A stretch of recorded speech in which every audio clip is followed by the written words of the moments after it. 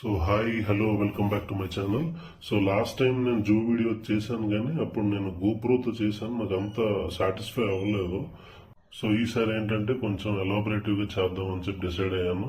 So మంచి time ఏంటంటే morning 8:30 కల్లా రీచ్ అయిపోతే సో అది బెస్ట్ టైం అనమాట. అండ్ రిమైనింగ్ డీటెయిల్స్ అనే నేను లాస్ట్ వీడియోలో పెట్టాను. నేను ఇది రాయల్ బెంగాల్ టైగర్, ఒక పవర్ఫుల్ ప్రిడేటర్ అనమాట. సోలోగా హంట్ చేస్తుంది. దీనికి నైట్ విజన్ కూడా చాలా ఎక్కువ. బేసికల్లీ ఇది ఎక్కువ హైట్స్ కి జంప్ చేయలేదు కానీ బట్ ఎక్సలెంట్ స్విమ్మర్ అనమాట. ఇది అసలు రోర్ చేస్తుంటే ఫ్రంట్ గేట్ దాకా వినిపిస్తుంది. ఆల్మోస్ట్ 3 కిలోమీటర్స్ దాకా వినపడుతుంది అంట. So forest eco system balancing maintain చేస్తుంది ఇది. సో ఎండేంజర్డ్ స్పీసీస్ కాబట్టి వీటికి ప్రొటెక్షన్ ఎక్కువ ఉంటుంది. బేసికలీ నడిచే ఊపుకుంటేనే జూకు రావాలి. ఈ బగ్గీస్ ఉన్నాయి కానీ మొత్తం ఫుల్ సర్వీస్ అయితే ఉండవు, కొన్ని పాయింట్స్ దగ్గర దించేస్తారు. ఇది వైట్ టైగర్ అన్నట్టు. ఇది కలర్ వల్ల ఫేమస్ కానీ ఇది కూడా ఒక rare Bengal tiger variant. So black stripes ఉంటాయి, బ్లూ ఐస్ ఉంటాయి అనమాట. పవర్ఫుల్ గా హంట్ చేస్తుంది. సో ఇవి విడిచిపెట్టే ముందు ఒక పర్సన్ లోపల తిరుగుతున్నాడు అనమాట. అంటే ఏమైనా చిన్న చిన్నవి ఏమైనా ఉంటే తినేస్తే మళ్ళీ ప్రాబ్లం అవుతుంది కదా. ఎలక్ట్రిక్ బగ్గీస్ లో ఏంటంటే పర్ పర్సన్ కి 150 ఛార్జ్ చేస్తారు. 4 పాయింట్స్ లో డ్రాప్ చేస్తారు. అవన్నీ మనమే తిరుక్కొని రావాలంతే. ఈసారి ఎలిఫెంట్స్ మాత్రం లాస్ట్ టైం కంటే ఈసారి కొంచెం దగ్గరగా కనిపించాయి. మంచి మంచి సౌండ్స్ చేస్తున్నాయి మేము వెళ్ళినప్పటికీ. ఇవి బేసికల్ ఏంటంటే వెరీ ఇంటెలిజెంట్. ట్రంక్ తో ఫుడ్ తీసుకుంటాయి. సో వాటర్ ను కూడా స్ప్రే చేస్తూ ఉంటాయి. వీటికి ఆల్మోస్ట్ ఒక 20 మెంబర్స్ ఉన్నారు కేర్ టేకర్స్. ఎందుకంటే వీటిని ఆపడం కష్టం. సో వాళ్ళు కూడా వెల్ ఎక్స్పీరియన్స్డ్ ఉంటారు. ఒక రకమైన సౌండ్ చేస్తున్నాయి అనమాట. ట్రంక్ అసలు దీనికి ఎంత పవర్ఫుల్ అంటే 40,000 ప్లస్ ఉంటాయంట మజిల్స్ అందులో. నాకు కూడా తెలియదు, అక్కడ రాసి పెట్టారు. ఇవి బేసికల్లీ ఏంటంటే మిర్రర్ లో రిఫ్లెక్షన్ చూసి రికగ్నైజ్ అవుతాయి అనమాట. సో హడావిడి పడవు. మిగతా యానిమల్స్ ఏంటంటే చూస్తే ఇంకో యానిమల్ ఉంది అనుకుంటాయి అనమాట. సో ఎలిఫెంట్స్ అట్లా కాదు. సో బేసికల్లీ వీటి కమ్యూనికేషన్స్ ఏంటంటే ఓన్లీ సౌండ్సే కాదు, లో ఫ్రీక్వెన్సీ వైబ్రేషన్స్ కూడా కిలోమీటర్స్ డిస్టెన్స్ లో ఉన్న ఎలిఫెంట్స్ తో కమ్యూనికేట్ చేస్తాయి అనమాట. సో వీటి ప్రెగ్నెన్సీ కూడా 22 మంత్స్ బేసికల్లీ, అన్నిటికంటే ఎక్కువ. ఆ సౌండ్స్ విన్నారా, కొంచెం డిఫరెంట్ గా. ఇది ఫస్ట్ టైం వినడం అనమాట. ఇది కొన్ని ఫ్యాక్ట్స్ పెట్టారు ఇక్కడ ఎలిఫెంట్ గురించి. సో బేసికల్లీ ఎర్లీ మార్నింగ్ అయితే మా బొడ్డుది కూడా కొంచెం యాక్టివ్ గా ఉంటుంది కదా అని చెప్పి తీసుకొచ్చాం మేము. లెపార్డ్ అని పెద్ద బోర్డు పెట్టారు కానీ అక్కడ ఏమి యానిమల్స్ కనిపించట్లేదు అని చూస్తే ఒక కార్నర్ లో కూర్చుందనమాట. సో వీటికి ఈ టైగర్స్ లాగా ఏంటంటే నార్మల్ గా వదిలేరు అనమాట. ఈజీగా జంప్ చేసేస్తాయి అనమాట. డిస్టెన్స్ జంప్ చేసేస్తాయి కాబట్టి సో వీటికి మొత్తం అంతా డబుల్ ఫెన్సింగ్ చేశారు. మంచి అటాకింగ్ మోడ్ లో ఉన్నాయి, ఫ్రెష్ గా ఉన్నాయి అనమాట. ఇవి సైలెంట్ అండ్ స్మార్ట్ హంటర్స్ అనమాట. సో ట్రీస్ ఈజీగా క్లైంబ్ చేస్తాయి కాబట్టి వీటికి డబుల్ ఫెన్సింగ్ చేస్తారు యాక్చువల్లీ. సో గోల్డెన్ కోట్ మీద కొంచెం బ్లాక్ రోజెట్స్ లా ఉంటాయి అనమాట. సో ఎక్సలెంట్ ఐసైట్ ఉంటుంది అండ్ హీరింగ్ కూడా ఉంటాయి. ఇవి కూడా గట్టిగా అరుస్తున్నాయి అసలు. సో డీర్స్, మంకీస్ సో వాటిని హంట్ చేసుకుని తింటాయి అనమాట. So strong and flexible body ఉంటుంది వీటికి.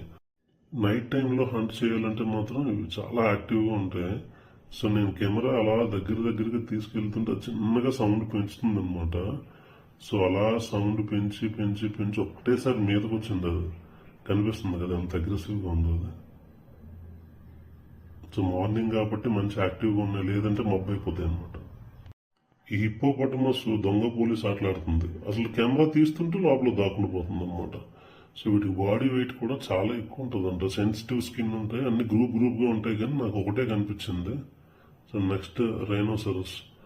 నాకు ఈ డిజైన్ బాగా నచ్చింది. అది రబ్బర్తో పెట్టారు యాక్చువల్లీ. ఇదిగోండి రైనోసరస్.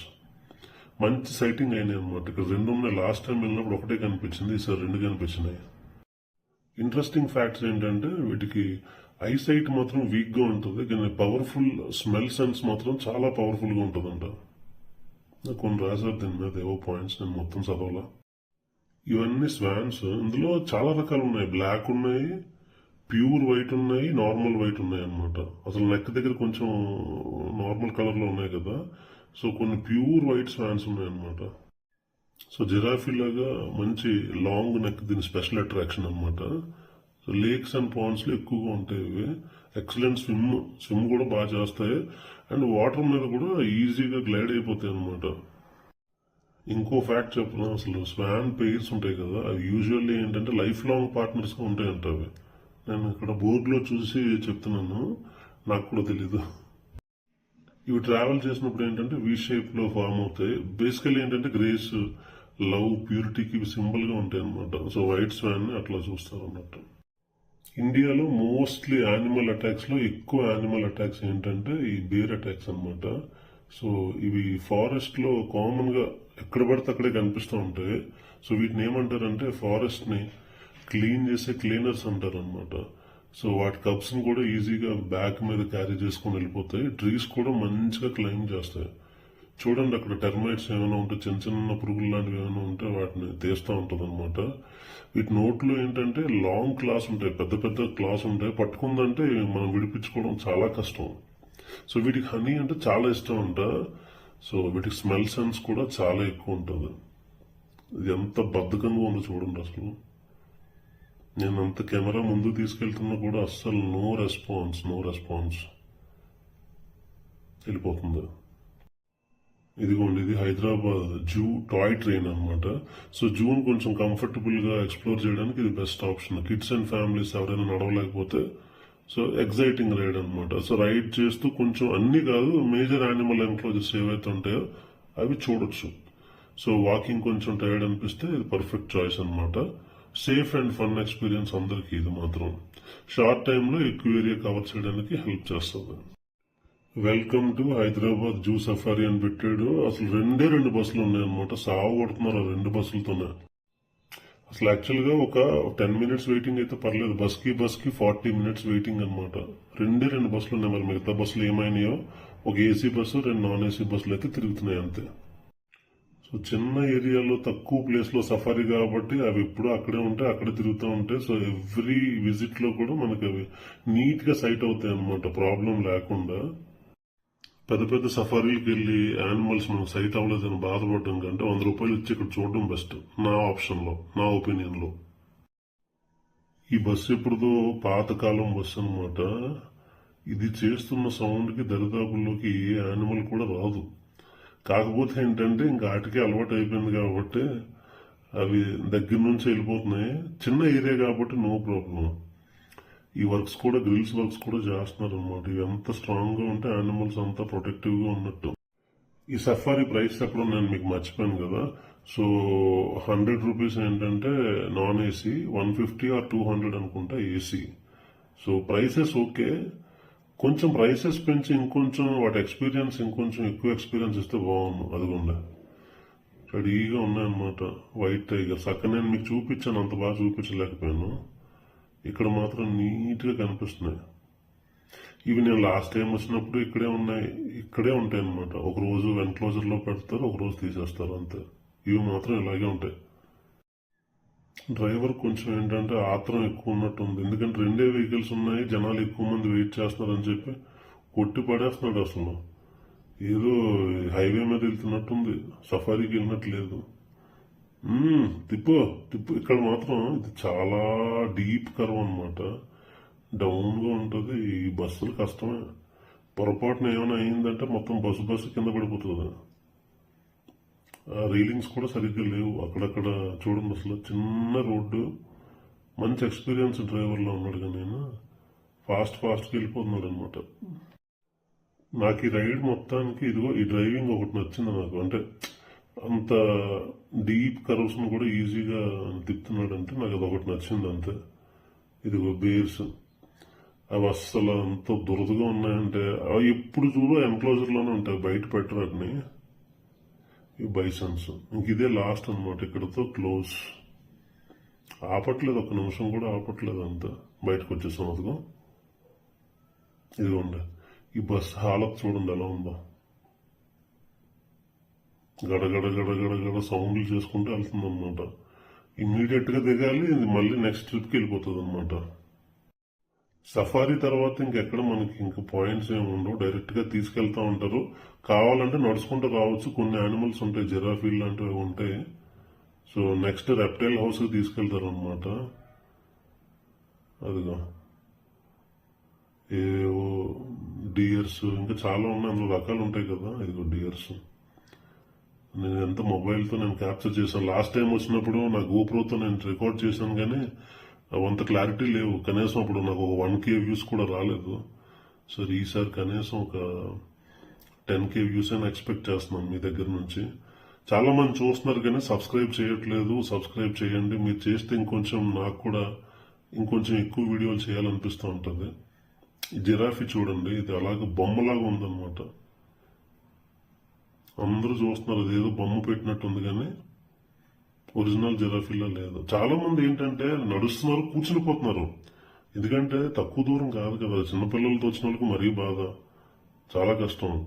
ఫుడ్ కోర్ట్స్ కూడా ఎక్కడ పడితే అక్కడ చాలా ఉన్నాయి. ఇదిగోండి రెప్టైల్ హౌస్ లోకి వచ్చాను నేను. రెప్టైల్ హౌస్ మొత్తం మీద కొంచెం యాక్టివ్ గా కదులుతున్నాయి ఇవి ఒక్కటే, ఈ లిజార్డ్స్ ఒక్కటే కదులుతున్నాయి అనమాట. మిగతావన్నీ ఆ కుండల్లో ఏ పొజిషన్స్ లో ఉన్నాయో ఆ పొజిషన్స్ లో అలాగా బద్ధకంగా. కొన్ని దగ్గరలో అయితే చూస్తే భయం వస్తుంది, అంటే కనిపించదు, ఆ కుండల్లో చీకటిగా ఉంటది కానీ చాలా మందికి కనిపించదు అనమాట. సో కరెక్ట్ గా సన్లైట్ ఇట్ సైడ్ ఈవినింగ్ అయితే మీకు లుక్ ఉంటుంది. రెప్టైల్ హౌస్ మీరు ఏంటంటే అన్ని కవర్ చేసుకుని ఈవినింగ్ రండి రెప్టైల్ హౌస్ కి. మీరు మధ్యాహ్నం వచ్చారంటే సో లైటింగ్ ఎందుకు మరి ఇటు సైడ్ పడదు అనమాట. నేను లాస్ట్ టైం కూడా అదే అబ్జర్వ్ చేశాను నేను.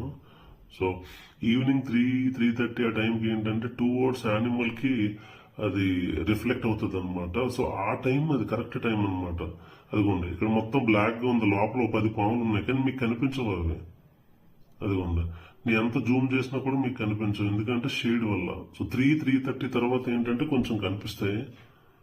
సో ఇంకా నేను మంచిగా తీద్దాం అనుకున్నాను కానీ ఇంకా సన్లైట్ ప్రాబ్లం అనమాట. లోపల లైట్స్ కానీ ఏం పెట్టరు.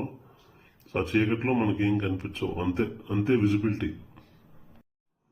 3 or 4 వెరైటీస్ కనిపించాయి కానీ మిగతావన్నీ నాకు అంత కనిపించలేదు.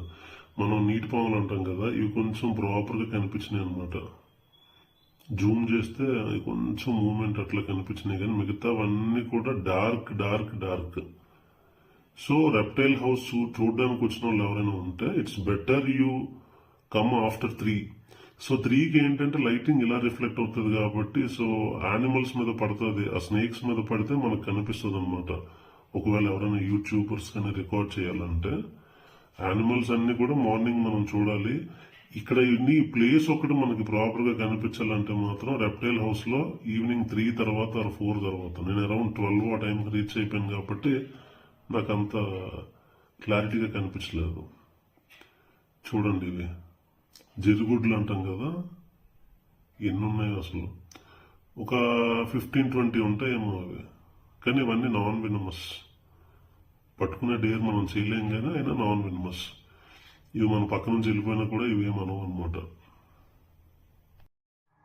ఇదిగో వీటిని ఏమంటారు మరి, టర్టిల్స్ అంటారు, టార్టాయిస్ అంటారు. సో వీటి లైఫ్ స్పాన్ ఎక్కువ అన్నిటికంటే. సో 150 years కన్నా ఎక్కువ బతుకుతాయి. ఈ రెప్టైల్ హౌస్ ఏంటంటే ఇంకొంచెం బాగా మోడర్నైజేషన్ చేయొచ్చు దీన్ని, ఎందుకంటే వీడి విజిబిలిటీ బాగాలేదు. ఇదిగో ఉండే ఇది నెంబర్ 1 ప్రిడేటర్ అనమాట. ఎంతలాగా ఇది ఎంత ఫోర్స్ఫుల్ గా ఉందంటే ఇక్కడ మొత్తం 3 ఉన్నాయి ఇలాంటివి, వాటి మీదకి అటాక్ చేస్తుంది అనమాట. ఇది నోరు అలా పైకి పెట్టి. సో క్రోకోడైల్స్ ఏంటంటే ఇవి ఎక్కడి నుండి తీసుకొచ్చారో మరి. సో రీసెంట్ గా వచ్చినాయి అంట ఇవి, చాలా పవర్ఫుల్ గా ఉన్నాయి.